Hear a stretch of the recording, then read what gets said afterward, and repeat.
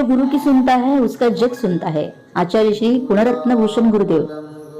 संसारातील सर्व शाश्वत जीवांना सुखाची प्राप्ती करायची असल्यास त्यांनी साधू संतांची सद्गुरूची वाणी ऐकणं महत्वाचं आहे. जीवनाचं अंतिम लक्ष्य हे मोक्ष आहे. जो गुरु की सुनता है उसका जग सुनता है.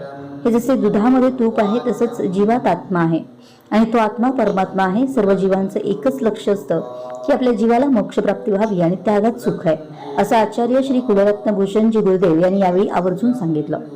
अख्तर मकानदार, अब्दुल्लाट. हे भवजीवात्मा, संसारातील सर्व जीवांना शाश्वत सुखाचं प्राप्ती करून घ्यायचं असेल तर साधू संतांचं सद्गुरूंचं वाणी ऐकणं अत्यावश्यक आहे.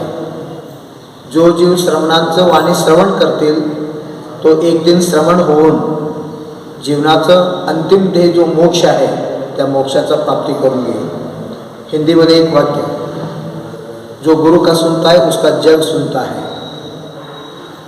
जो भविजीव आहे साधू संतांचं श्रवणांचं वाणी ऐकून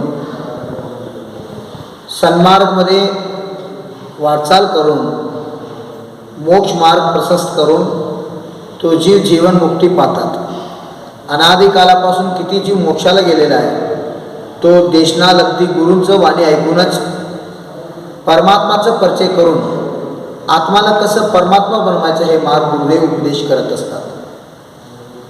कसं दुधामध्ये तूप आहे असं ह्या देहामध्ये आत्मा आहे, तो आत्माच परमात्मा.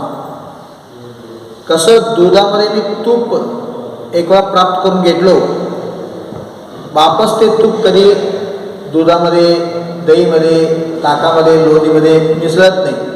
असं एक वेळा त्या चार गतीपासून आत्मामुक्ती मिळवलं, परत या संसार परिभ्रमण हे आत्माला नाही. अनंत अनंत कालपर्यंत ते आत्मा मोक्षात सिद्धशीला सुखी राहणार आहे. कसं दुधात विरजण घातल्यानंतर दही बनवतो, दहीतून ताक बनवून लोणी काढतो, लोणीतून तूप बनते.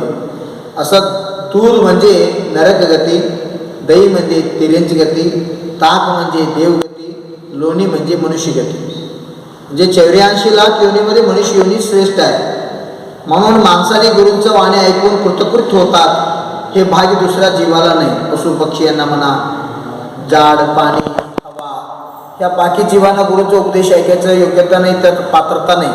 पण मनुष्य पर्यायात हे जीव मानवतावादी होऊन स्वतः महामानव, देव मानव, परमात्मा बनू शकतात. म्हणून जसं दुधातूनच दही बनते, दहीतून ताक बनते, ताकतून लोण बनते, लोणी तापलं तर तूप होते. असं दूध तापलं तर डायरेक्ट तुम्हाला तूप मिळणार नाही, दही तापलं तर तूप मिळणार नाही, ताक तापलं तर तूप मिळणार नाही, लोणी तापवलं तरच तूप मिळणार आहे. असं 84 लाख योनीमध्ये मनुष्य योनीमध्येच हे आत्माला मी परमात्मा बनू शकतो आणि मोक्ष पदाचं प्राप्ती करून घेऊ शकतो. कसं त्या शुद्ध झालेले तूप त्यातून आलेले आहे, दुधातून आलेले आहे, दहीतून आलेले आहे, ताकातून आलेले, लोणीतून आलेले, परत त्यात तुम्ही मिसळल तर ते मिसळत नाही.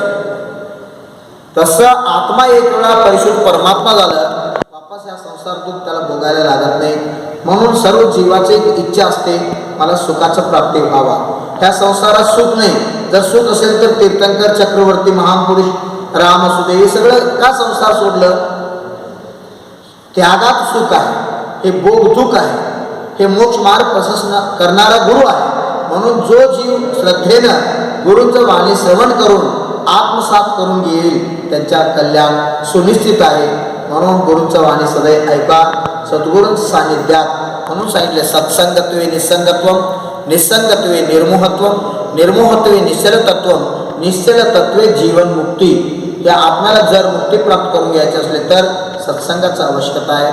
त्या सर्व जीवांना मिळू दे या मंगल भावनेनं. जय लयुसा परमाचार्य शांती सागर